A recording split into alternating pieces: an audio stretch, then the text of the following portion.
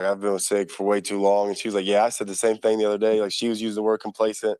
So it's just funny. Like when you've been with somebody for so long, you start like not talking like them a little bit, but everything he talks about is true, like in football and in life. Complacency kills. Everything about like just the way he makes his football program makes you a better person too. I think my mom gets that when I'm texting her. No more talking about the last game, on to the next. So it's funny how long I've been with him, and things that will kind of rub off on me. Yeah, I don't know if you guys have had a chance to look at the metrics, but they say the metrics suggest you guys are one of the best teams in the country in the last 15, maybe 20 years. Are you guys aware of it? And even if you are or aren't, why do you think you guys have played to a standard that's not excellence this year, but has some historical context to it? Yeah, I'll save that question for after this next game. It won't mean really anything unless we walk away with a win in this game. Um, I'm proud of where the team's at right now. I think we're playing well all together. Um, we got to put on the field, Monday night. I think Sig said yesterday something along the lines of this team, out of any team he's had, has done better at adhering to the message and kind of going along with that. Why is that so? Why have you guys been able to adhere to that message so well? Yeah, I think at the end of the day, we all know, Sig's been in these positions before. He's played in big games, and at the end of the day, all of his players just want to do is win. So whatever he, deems is the most important thing, we're going to follow that. And just we have an older team of veteran leadership that has been in these big games. We've been in the situations that we're facing right now. So it's all about taking the past experiences and kind of moving forward with them. Obviously, Coach Sig does a great job with that. But having the older guys that we have, it's taking that message and then relaying it to the younger guys, relaying it to your room, and our assistant coaches do a great job with it too. So it's just kind of making sure we're all adapted to just one message and that we're on the same page at all times. Fernando talked after the Peach Bowl about delayed gratification being a mindset that this team really embodies, where you were able to reset after these high highs. How do you train your own mind? Like, what goes into it to have these moments reset and just move on, treat every game, like he said, as the national championship? Yeah, well, the good thing is I think we built a couple experiences off of doing that. Last probably 2 months has been a lot of highs for us. And then, there's been some lows in there too, but it's all about, take it, enjoy it for the moment, and then move on. And I think when you get in the postseason, especially, that's how you have to live.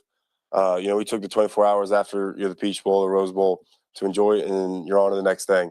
I think that's why, we just keep moving forward. Is we're not satisfied with anything. We just want to, earn more opportunities to play with each other, earn more opportunities to prove ourselves as a team and as individuals. And I think that's just how you got to keep moving to be successful.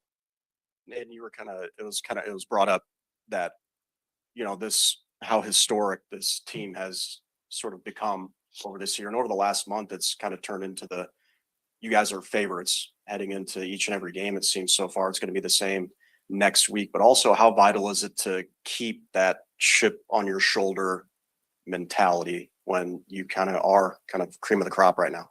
Yeah, we know like it'll mean nothing if we don't walk away with a win in this game. So I don't think anybody's really paying any attention to all the stuff that people are putting out there. We looked at the film. We have a lot to clean up from that Oregon film. A lot of sloppy plays, especially in the second half as a defense, and then the one long drive they had before the half. So we know there's so much more room for improvement. So all the things that you guys have pointed out and historical things doesn't really mean anything to us right now. Like, we're all focused on Miami. They're a great team that has a lot of weapons and a really good O-line, at least on the offensive side. So we have a lot to deal with and a lot to handle, but everything else will take care of itself, and you just got to win this game. Sig told us yesterday that he was going to address in the team meeting that the worst thing you guys could do was make this game bigger than it could be. Mm-hmm. Even though it is the biggest game, how do you, as one of the older guys, as a veteran, as a leader, kind of keep that into perspective and kind of disseminate that message to the younger guys? Yeah, I think it's kind of two sides for me. It's a 4-quarter football game. It's going to be the same amount of time. You're playing it on grass. You're still in, helmet, cleats, and pads. It's just football. And the other thing that I told the linebackers yesterday is it's an opportunity that's rare. So I just kind of encourage everybody to, block everything out for 1 week. I asked them just to give me 1 week of everything they have, and just prepare like like it's your last game of the season. So I just need everybody to kind of understand the opportunity we're having right now. At the end of the day, we're going to prepare the same way we prepared for Old Dominion in week 1, just because that's the way we're wired, the way we do things. And if not, it's a disservice to yourself and your team. So I think just making sure we're on top of everything, but knowing that this opportunity is rare, put your everything into it, so you can walk off the field with no regrets. And it's something that you'll hold with you for a really long time. Yeah, Aiden, when you face a team that has I think the quarterback's thrown for 3,500 yards, you got a 1,000-yard rusher, close to a 1,000-yard receiver. What kind of problems does that present? Yeah, they're really balanced on offense. Great O-line, great running backs. Receivers are great. They have somebody who can break a game in number 10. And then a good quarterback who's an experienced veteran who's been doing this for a while now. And then a really good OC with a good scheme. So when you put all those things together, you get an elite offense. That's exactly who they've been throughout the playoffs, throughout the whole regular season. It's definitely a big challenge for us that we're excited for. But it's all about limiting their explosive plays and stopping the run. First of all, they've had a lot of success running the ball. They have great running backs and a really good O line. So it's going to be on us as a D line and linebackers and front seven to stop that first. And then once the pass game gets going, they get dangerous too. So it's a lot to kind of minimize for them. But great offense, and we're excited for the opportunity to match up against them. All right, and then we'll have time for one question from the Zoom. Go ahead, Mike Schumann. Yeah, and I just wanted to ask you about the way you guys have started games. It seems like several games I can think of off the top of my head, you guys have had sacks or interceptions. Like, is there anything that goes into that makes that first drive unique for you guys, or is that just the way it's played out? It's just the way it's played out. I've seen all the stuff about different things with our team. It's just funny and kind of ridiculous to me. But we watch film, we study, we prepare. I know a lot of people have put different things out. We just do a great job preparing. We have hints, we have things that we can see within our preparation, and then we have the best D coordinator in college football. So when you match up those things, you get off to fast starts as a defense. Yeah. Thanks, Aiden. I appreciate it. Recording stopped.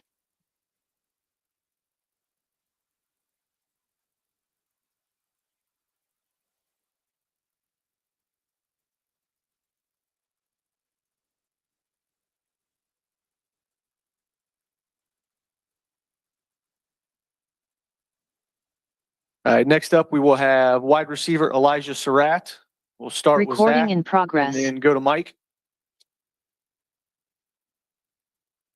I guess just, early on, we've asked you, it feels like a lot this season about sort of week to week. Is it man? Is it zone? What are the tendencies and coverage you see in the opponent? What do you see out of Miami and maybe the way that they're going to approach receivers at your position, at least what you can expect? Yeah, from what we've talked about, what I've seen, they're mostly zone on the year, cover 4, cover 2, but they do run man a lot as well. I say that's the second coverage, cover 1.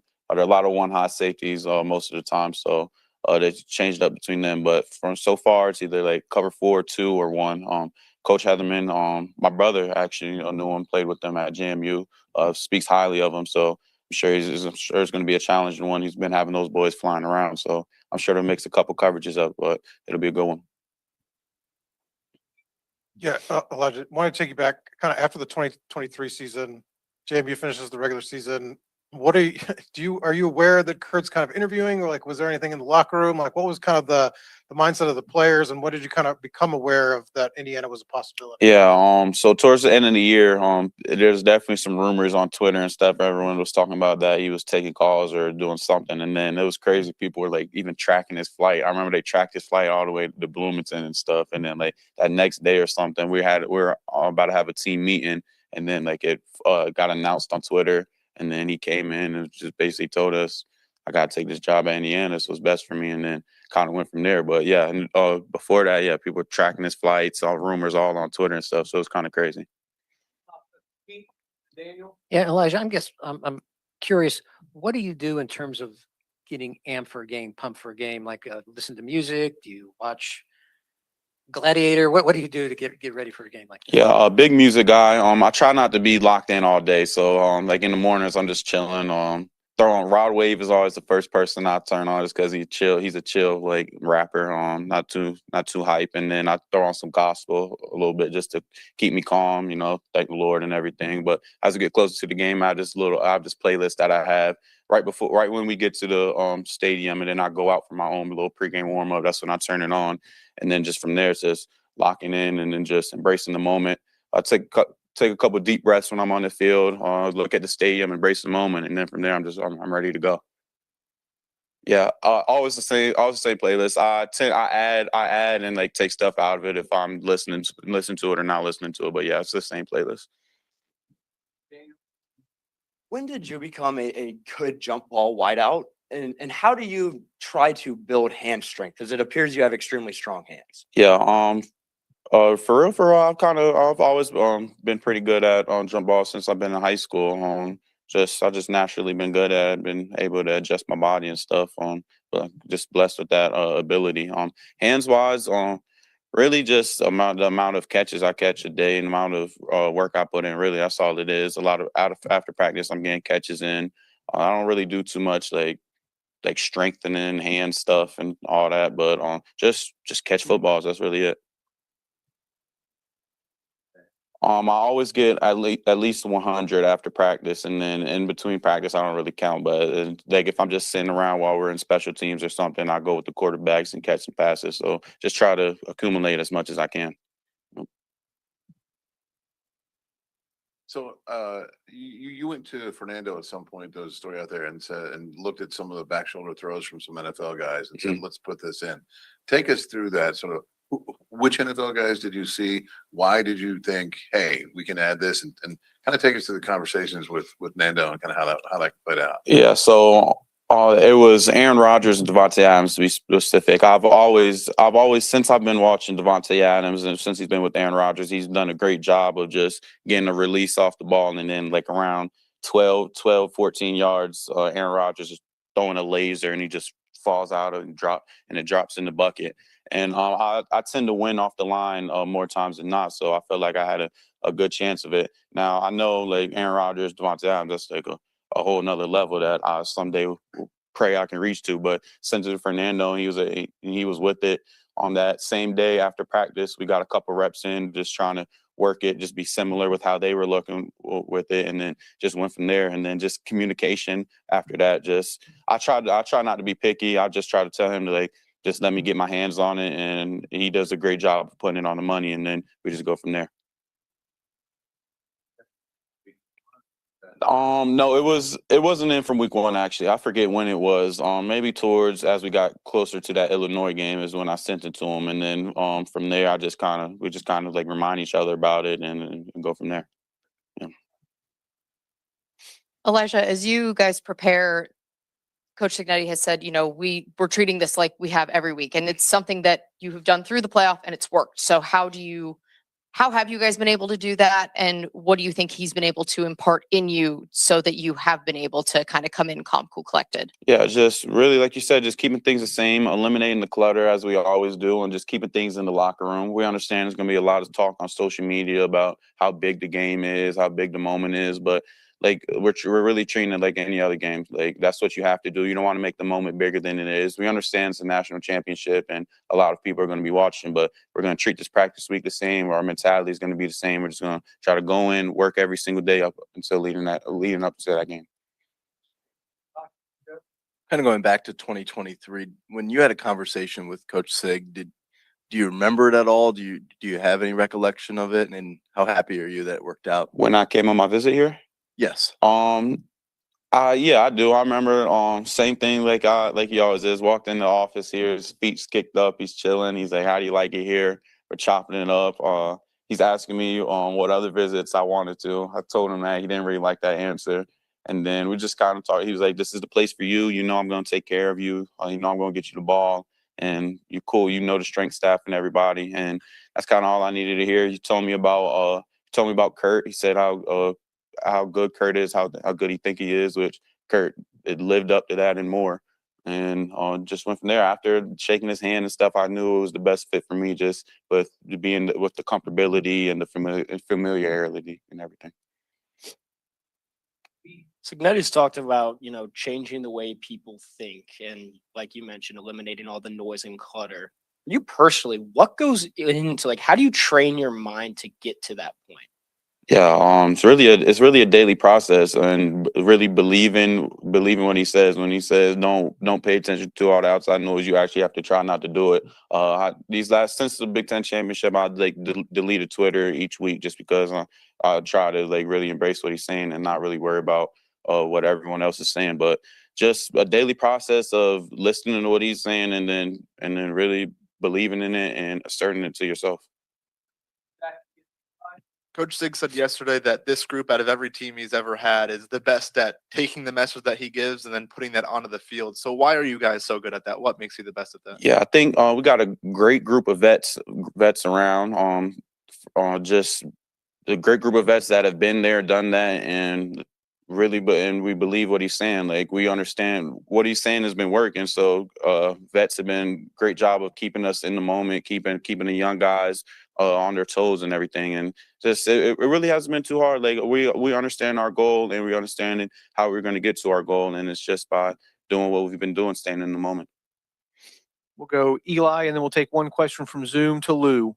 Elijah, obviously Miami's run defense very, very prominent this season. I'm just kind of curious. I know it's kind of a broad question, but if it gets it to a point to where the running game can't get going more for you guys to have opportunities outside, if it gets to that point, how comfortable, confident are you feeling if it gets into that situation where Mendoza can drop back and find you guys more?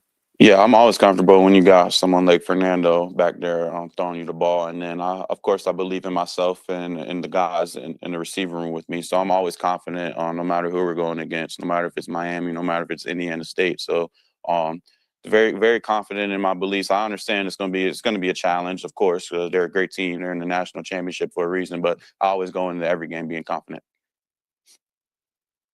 All right, go ahead and wrap us up, Lou. Elijah, you've answered this to some degree since I raised my hand with the question, but you talk a lot about blocking out the noise, but you can't ignore what it is. And if you look over your shoulder, you'll see the national championship banner all over the place. But in your quieter moments with yourself, do you ever talk to yourself and just say, this is kind of fun that we're here and we're doing this and that we are playing for a national championship? You actually have those moments for yourself without external noise. Yeah, 100%. Especially just these last couple weeks, knowing that it's my last couple weeks here in the facility here in Bloomington playing with this team. I've definitely, when I'm home talking to my mom or dad, my brothers, I'm like, dang, it's just crazy how everything works out. Just to be here in this moment, yeah, it's definitely exciting. I'm trying to be calm because I understand it's nothing really matters too much unless we win that game. But I definitely these last couple weeks have been man, just playing in the big bowl games that we have, Rose Bowl, Peach Bowl, all that. It's been very, very cool just growing up, watching these games, watching legends playing these games, and then for allowing me to make some plays and see my guys make some plays in these games. It's been pretty exciting. Thanks, Mike. Sure, thank y'all. Have a good one.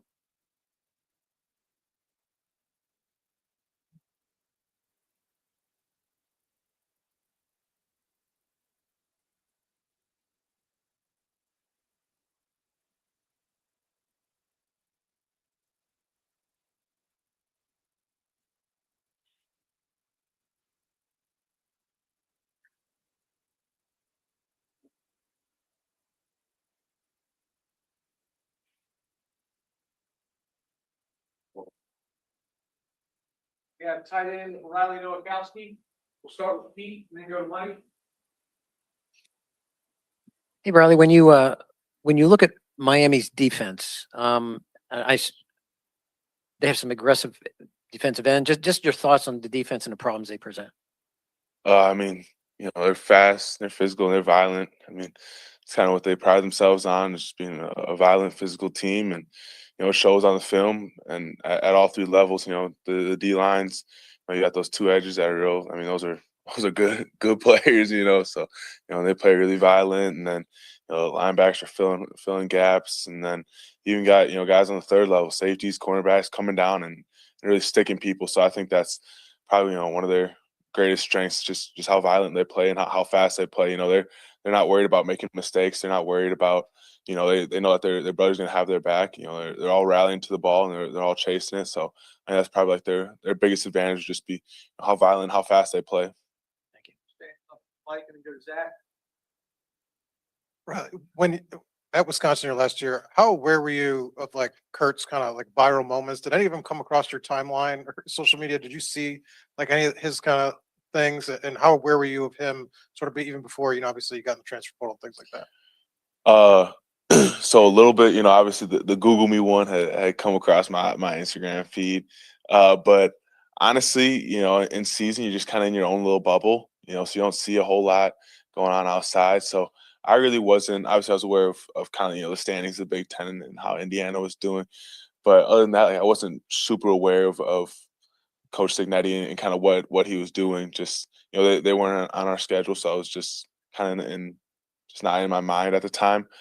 So really, it was once I got into the transfer portal, then I started obviously just kind of looking at college football as a whole, and as you kind of do at the end of the season, you just kind of figure out where everybody ended up, and kind of how everything shook out, and then I really was like, oh wow, like that's really something special, to turn that team around like that. So that was kind of when it really hit for me was after our last game of the season. I kind of checked everything out. Want to see who made the bowl game, see all that stuff. So that's kind of when I figured that out.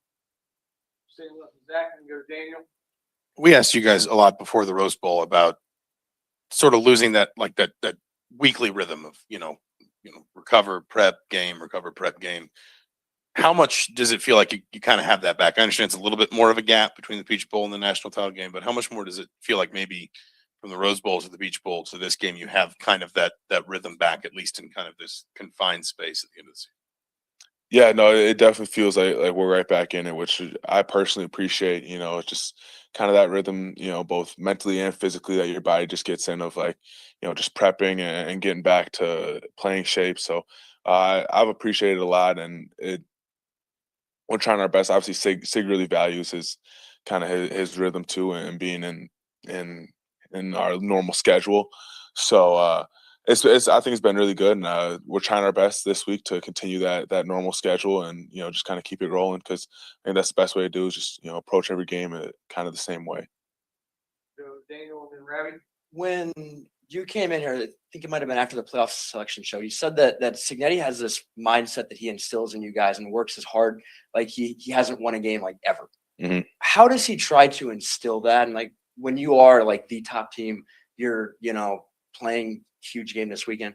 I mean, how much does it help you guys to have a chip like that instilled already when it's like this guy's won everywhere he's been, but he still works like he hasn't? Mm-hmm. I mean, first of all, just he does it by example, right? He comes in every day, 4 or 5 a.m. and is watching film until everybody's left the stadium. So I think that's the first thing. But then, I mean, every single time he talks to us, he's gonna hammer on the point that like nothing that we got before is gonna earn us anything in the future. Like every single game's got to be approached the exact same way. And I think just having that kind of be hammered into your head, every single time you essentially see him and hear him talk, it just is, it eventually just gets the message across. I mean, like when that's all you hear, that's just like kind of all you think about. So I think it's just kind of always reminding us, and honestly, personally, from his point of view, like never getting complacent, because I mean, complacency is real easy when you're winning games and you're doing well. So it's just kind of him just not getting complacent, and he just kind of pushed that down onto all of us, and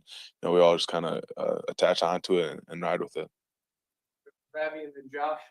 Yeah, Charlie Becker's really emerged. What has led to that, and just sort of you've seen it happen in practice? Help us understand a little more why he's gone from where he was to really an elite receiver now. Yeah, I mean, I think Charlie's always had the skill. He's always had the potential. I mean, I watched him through spring ball, through fall camp, and I was like, wow, this kid's a phenomenal receiver. And obviously, we just had a loaded receiver room at the beginning of the year, with Coop, EJ, and E. So we started off with them, and I think EJ got a little banged up one game, and so Charlie ended up coming in, and I think Charlie always had that potential, but it was just, you know, he's it's a really skilled room, a little older room that was in front of him. So then he got that opportunity and he made the most of it. I think if you ask anybody on this team, you know, before he started getting as much, you know, attention and as many, you know, as much time as he's got, if he was able to do that stuff, I think everybody in the locker room would be fully confident that he had that skill. But it was just a matter of showing the rest of the world, you know. And we got a lot of guys on our team that are like that. It's a very, you know, next man up mentality, and we don't feel like there's a lot of drop off, you know, when we do go to that next man. You know, I think a guy like Charlie, you know, he's got that star potential. So, you know, it just goes to show that, like, you know, it's just all about getting that opportunity, and he seized it. You guys talk a lot about filtering out all the noise and clutter. Obviously, you turn on the TV, you see all this positive noise, you see promos for the game next week. How do you guys filter that out when you're just watching TV or something like that in your house? Yeah. So I mean, it's definitely me personally. I like to just switch the TV off. I mean, I don't really watch. I don't watch a lot of TV during the week, but I mean, even in the training rooms, like we got TVs in the training room just going on, just, you know, normal sports stuff, like you said, you know, just watching stuff. The other day, you know, ESPN was like talking about the national championship, and they just went over to the monitor. I turned it off because I was like, you know, we don't need to hear this. You know, we try and, you know, eliminate all that. You know, whether it's good or bad. You know, we don't need to hear the talk about us. I think that's kind of the messaging throughout the team is, you know, you don't need to be going on social media searching up your name, or, you know, checking out what they have to say to us. You know, I will say that, you know, it's probably a little bit better stuff now than maybe at the beginning of the season. You know, people might have a little more belief, but, you know, either way, good or bad, you know, it doesn't really help us out much. You know, everybody can say whatever they want about us. You know, same thing. It's not going to help us win a game. So, you know, we just kind of have to tune that stuff out. And I think the whole team's kind of in on that. When you're all chasing this common goal of a national championship and you have these high highs like, you know, Big Ten championship win, Rose Bowl, etc. Signetti's talked about changing the way people think. What goes in personally? Like, how do you train your mind to stay so level headed through this journey? Yeah, I mean, me personally, that's kind of how I was raised. My parents always told me, you know, never get too high, never get too low. So that's kind of something that I feel like I've carried with me through my whole life. And I think a big thing is, you know, Sig brings in people that are like-minded in that way, right? Like, you know, he's not going to bring in, you know, a lot of big flashy guys. You know, like he's big on character. You know, when he brings in, when he chooses who he wants here. And I think that really helps out a lot because, you know, if you have, you know, a big group of guys that, you know, are all of good character and, you know, kind of have a similar mindset, like you can kind of pull some guys along, you know, that might not fully be there yet. I think that's kind of how he helps, you know, lead the team in that way is, you know, just he brings in guys that, you know, collectively, you know, bring everybody along with them. So I think that's part of the, you know, like, they talk about our age a lot recently. And I think that's part of, you know, one of the advantages that we have in our age is just a little bit more experience, a little bit more knowledge that, like, you know, winning a big game is exciting and it's great, but, you know, winning a big game just gives you opportunity for another one. So, you know, you kind of have to refocus and get with that. And, you know, hopefully our older guys are a little able to impart a little bit of knowledge on the younger guys that haven't been there before. And hopefully that helps us out. And I feel like it has so far this year. Coach Sig took a rare moment to kind of reflect a little bit yesterday. He called the last couple of years surreal for him. So when you reflect from going as a walk-on in 2020 to now 5 years later preparing for a national championship, how would you describe this journey you've been on specifically? Yeah, I mean, it's kind of, you know, what I dreamed about, you know, just when I started all that. So it's definitely it's kind of like a dream come true. You know, I thought I always believed in myself that I had the ability to do this. But to see it all play out, you know, I gotta thank the man upstairs because, you know, it's just you can't do it yourself. You can't do any of this yourself. You know, I've been lucky to have a good set of circumstances where I was not only able to get an opportunity to be on scholarship, but then able to play for a really good team here and compete for a national championship. So, you know, it's just a lot of opportunities that you get. You know, it's something special. You know, it's a really cool thing to be a part of. I haven't really fully reflected on it yet. You know, I'm kind of focused on this next game, but hopefully after this next game, I'll kind of have a second to really sit down and think about that. Obviously, Obviously, everything throughout prep and in game is very businesslike. Kurt Cignetti asks you guys to play 1 to 150 the same. But have there been moments in which football has like felt fun during this run, especially with like the dominance it feels like you guys have experienced during games? Yeah, definitely. I think, shoot, for me, everyday football is fun. It's definitely a business like approach, and that you have to be intentional about everything that you're doing. You kind of have to be on top of your stuff. But I think, shoot, the day football isn't fun for me, I'm not going to play anymore. I love the sport. I enjoy it a lot, and I think that's a great balance that you have to strike is enjoying yourself and having fun with the sport while also being able to approach it like it is a little bit of your job. But I think there's definitely every moment, every time I get to step out on that field, I'm having fun. I'm enjoying it. But it's just that mentality of like this is serious work. That this does need a lot of focus and attention. Last second, Jim. Riley, when we get to this level, teams are so elite, and usually there are certain superstars that stand out. With this team, it is just a group across the board, especially the receivers are so deep. How fun is it to play in a situation where there is no true superstar? There's just a bunch of guys that are great, and you're one of them. I mean, it makes my life a lot easier. I like to say all the time, you got so much skill on offense, so many great players on defense. Like it really does, it makes everybody's job easier, right? We had 6 different guys score a touchdown last game that's something special. You know what I mean? Like that 6 guys score a touchdown in the semifinals is insane. It just speaks to, like you said, the depth that we have, across the board. It helps out all of our receivers because you can't solo one guy out. We got 2 running backs that are both phenomenal. So you can't, one guy gets tired, you just put the next one in and there's no drop off. You know what I mean? It's like, I think that's just critical to, how successful our team has been. And then obviously you got the defense too. I mean, you got guys all over the place making plays, and we've had some guys, go down, but the next guy steps up and he's making plays too. And Daniel Dugway, he had 2 sacks and a block punt. That's huge, and that's a guy that, hasn't played much this season, but he comes in and he's played in the Rose Bowl and now the Peach Bowl, and it's just had a big impact in both those games, which is just huge. It speaks, like I said, to all the talent that we have all around. It's a joy to be a part of. Like I said, it makes my job easier. You don't have to fight and scratch as much. It kind of get things a little bit more opened up. So I'm definitely happy to be a part of it. Thanks, Riley. No problem.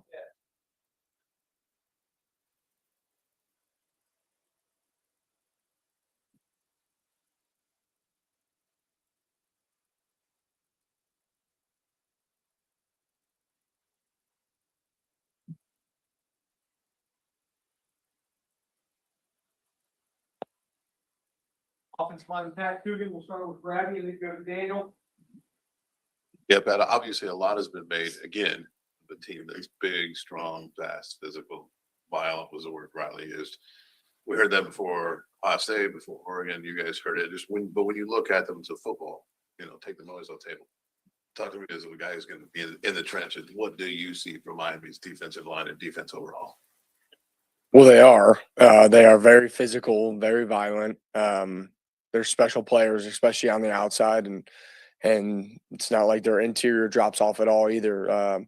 Just all across the board, really talented players.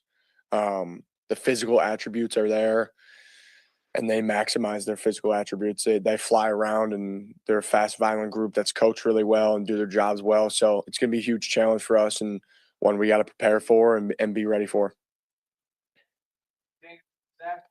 As a guy who played on this huge stage last year, right? How do you try to maybe pull from that experience, try to impart what you learned last year with this whole, squad around you that really hasn't experienced this game yet? Yeah, I think it's been similar to what we've been talking about, during this whole playoff run, is just being where our feet are and really maximizing each day and each opportunity, maximizing our practices, making sure we go out on the practice field and have the best day possible, and really taking what we're learning in the meetings and putting it onto the field. Because at the end of the day, it's another football game, right? The stage is big. The stage has been big the past couple weeks. So the game's in between the white lines. And I think we've done a good job of having that headspace and having that mindset never making it bigger than it is, and really just making sure we're putting in the work and putting in the prep so that when we get to game day, we put our best foot forward. I guess a schematic question, but you guys we've seen more six lineman stuff recently. Does that change anything for you as a center, or like, do you kind of remain just between the tackles in terms of your checks, your reads, the stuff you've got to communicate? Are you saying like when when you bring in the extra lineman, I just go a little bit heavy? Yeah. Yeah, it's just a package that we have. The defense could sub in their heavier package in relation to that. So I'm always aware of it. Definitely. Sometimes they don't match though. Oregon matched a few times and then other times they didn't. Versus 11 personnel, they went, heavier, which they never did during the season. They went 5-2, and then other times, when we brought in that heavier package, they stayed in 4-2 base. So you just always got to be aware of it, especially as a center, and because the specific plays that are within that package, consist of a specific mic ID. So yeah, you got to be aware of it for sure. Kurt said he appreciated your effort being 20 yards down the field on the fumble recovery, but he said you had some work to do on your technique with falling on the ball. Did he give you a hard time in the moment or any time after that? No, I haven't heard anything from him, but there's always stuff to improve on. We actually did work on that. We did a drill like early in fall camp, like at the end of practices, just falling on fumbles and stuff. So we've worked on it, believe it or not. There's always room to improve. Yeah, Pat, I wanted to follow up on that. Just the mindset that enabled you to be 20 yards down the field. Is that something you try to do all the time, and just the approach it takes to show that level of effort? Yeah, I think, it's definitely a mindset that has been instilled in me from an early age, way back when, just chasing after the ball, and because you really never know, right? And those abilities to, hop on loose balls can really change the game and change the outcome of a game. And they happen so often, but they're big moments. They're really big moments. So it's happened a few times to me in my career. Yeah, and any one of us could have been in that position because any one of us runs after the ball and takes great pride in that. And it just so happened that the ball bounced our way and bounced my way. So I was happy to be there for my quarterback because he's been there for me many times and has escaped, pressure or whatever it may be. So he's had my back numerous times. So I was happy to have his runs. Pat, with the stakes, what they are, I don't know if this is the toughest defensive line you guys have faced all year or not, but with the stakes added in there and how good that they are, is that pressure on you guys as a line to succeed, or is it relishing the challenge, or a little of both? Well, I think it's certainly, one of the best, but at the same time, we always take great pride in protecting the quarterback no matter who we're playing. And I think that is just a absolute key emphasis for us this week is to protect the quarterback, and obviously run the ball. That's part of who we are and our DNA. But no matter who we're playing, we have to protect the quarterback. We have to protect the quarterback in every situation, every down. We know how special he can be, and we know how good our offense can be when we give him the time to execute. So we no matter who we're playing, we need to protect the quarterback, and it's the same message this week. Coach Sig said yesterday that this team is the best he's ever had at taking the message he gives you guys and putting it onto the field. So from your perspective, what makes this team so receptive to his message? Certainly, I think, he always says it, and it's true. It's a very veteran group. It's a mature group. It's a group that's been around the block, has played a lot of football, and a group that knows how to take messages and put them on the field because of just how much football we've played, how much football, a lot of guys have played together and sort of like that. So I think we've done a great job of, like he kind of said, just taking that mindset and putting it into, in between the white lines. But it certainly starts with him and just the mindset that he implements within our program, and even starting back in January, February, he's saying the same stuff he's saying, before we walk out for the Peach Bowl, right? So the messages don't really change. So I think that's why we see that success, because it's ingrained in our minds. You mentioned, like, for this run, last year's run, being where your feet are, maximizing, the practice days, everything leading up to these games. When you're having these high highs, I guess what went into training your mind to reach that point where you can be grounded, not make the moment too big? Yeah, I've learned from a lot of great veteran leadership at an early age. A lot of great coaches. This is my 5th year. I've played a lot of football. I've been around success. I've been around failure. I've been around, everything in between. So I've kind of just learned throughout the years of what really matters in the moment. Obviously how to win with class, but also like how to handle failure. So I think everything in between has molded me and my mindset. And certainly, there's a great amount of joy after victories, and there's a great amount of, I'm just very proud of that, like the group and stuff like that. But I also understand and know how much more there is to get done. Because I've been in those shoes, and I think, especially last year, that playoff experience helped me and kind of just shaped me and my mindset. But at the end of the day, like I've been around it all. It feels like so. It's really just shaped me kind of into the guy I am today, but also surely the player, right? And just how I handle everything, success, failure, adversity, and everything in between. Josh, and then wrap up with the slide. You guys have been fighting the outside noise and just blocking it out. Most of the time it was negative. Now here you are. You see promos on ESPN. Anytime you turn on the TV, there's a promo. You guys are talked about. How do you guys filter out the good noise?